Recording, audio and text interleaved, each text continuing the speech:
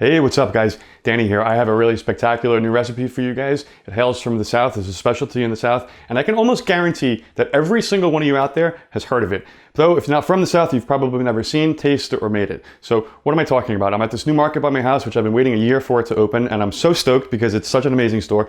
And I'm on the produce aisle when I came across these guys.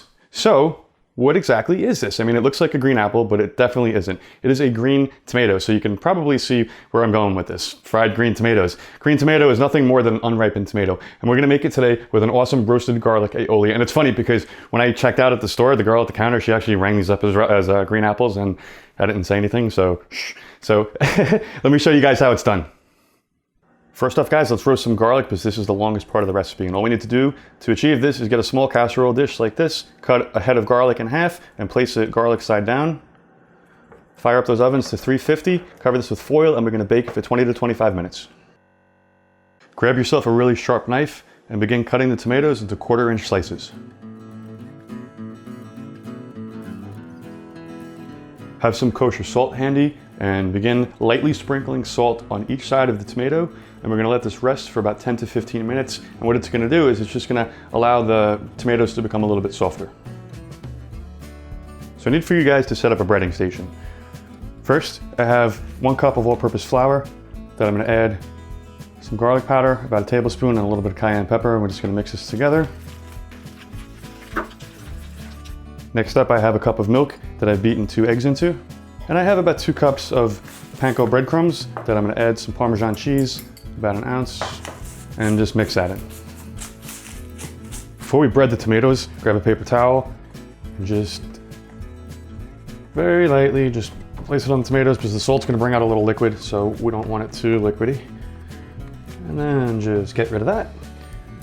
And one by one, you're just gonna take the tomato, coat it with a little flour, shake off excess, right into the egg wash, flip it over, and right into the breadcrumbs. And just push it down, get it nice and covered, and have it on a separate plate, ready to go. Set these aside to rest. Let's move on to making our awesome rockin' roasted garlic aioli.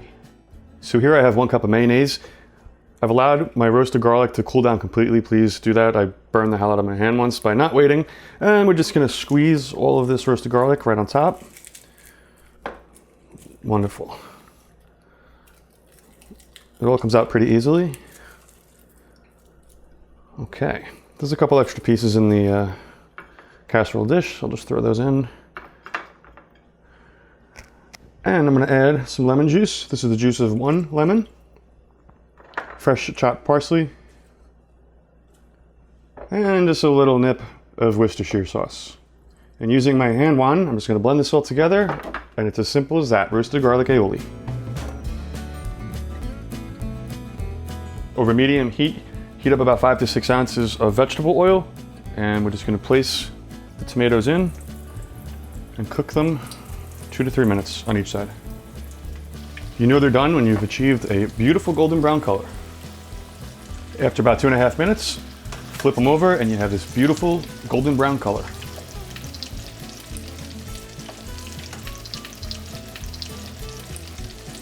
When they're finished, have a plate ready with some paper towels on it, and we're just going to place the tomatoes on there and allow any excess oil to drain off.